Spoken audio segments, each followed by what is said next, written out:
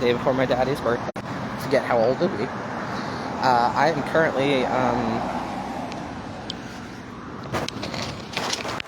walking barefoot down the sidewalk in the suburb, because this is an area where they maintain the sidewalk such that I can walk at a fairly brisk pace and be fairly confident that I'm not going to hurt my feet, even if I'm not super paying attention. Because I'm paying attention enough that if there was any broken glass, I'd probably be able to see it. I got out to San Diego and I was like near the beaches and stuff, and I saw people walk around barefoot, and I was like, what, you can walk around barefoot here?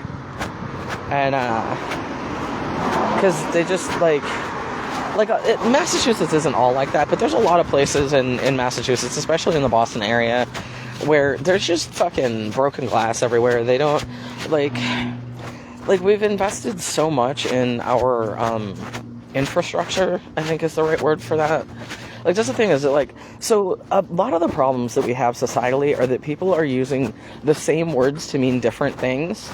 And it's, sometimes that's done deliberately to confuse us. Like, if you've read 1984 by George Orwell, the whole Newspeak, I think it was Newspeak in that book, the Orwellian thing was that they controlled the language to control what people were capable of thinking of.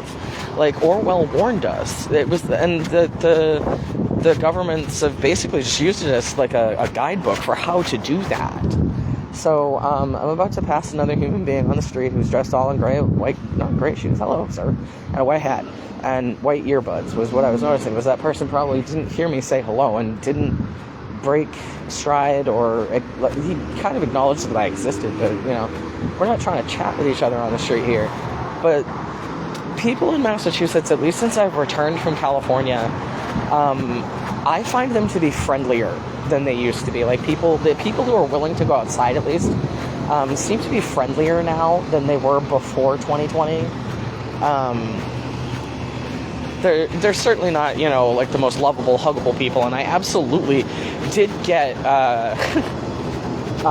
someone tried to start a fist fight with me and actually went so far as to put his hands on me in a train station because I was just singing my morning prayers to myself and it was irritating him.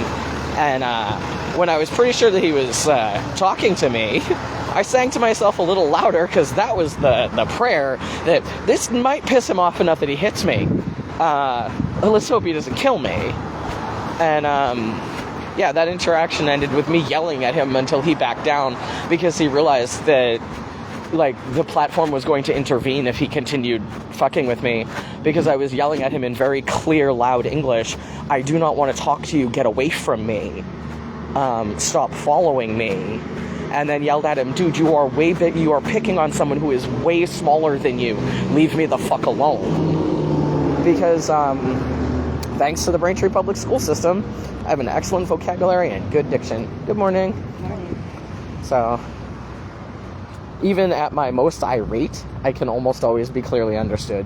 Actually, if... oh, look, it's that ambulance company I have a fucking problem with. So I'm walking barefoot down the street because one of the many games that I like to play in my life, or have liked to play, I basically like role play sometimes that I'm playing a video game, like the adventure games I used to play. So the first MMO that I got addicted to back in 1999 was EverQuest. We called it Evercrack. It's highly addictive. So in the early days of EverQuest, when you died, so EverQuest is a game where you have to build experience to gain levels, to gain power, to be able to do more cool shit and have fun. It's also an endless grind of they just kept releasing more content and expansions, and it was fun. I really enjoyed it. But in the early days of EverQuest, when you died, you would lose experience.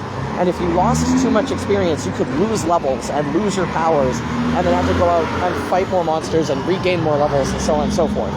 And when you died, it was a big deal because you had a bind point that was your magical home place. It was when you died, your body would you'd get a new body there, and all of your stuff would be left wherever your body died, and you would have to run naked back to wherever you died to go retrieve your belongings. And I like when they changed that and made it so that you at least didn't lose levels. Like if you you'd still lose experience down to like, oh, you would have lost a level and now you got to start over at the bottom of the level. Like people were angry, like, oh, they're making it too easy for the newbies and whatever. And like with the life experience that I have now, I understand both perspectives of the newbies coming in being like, no, this is too hard. And also the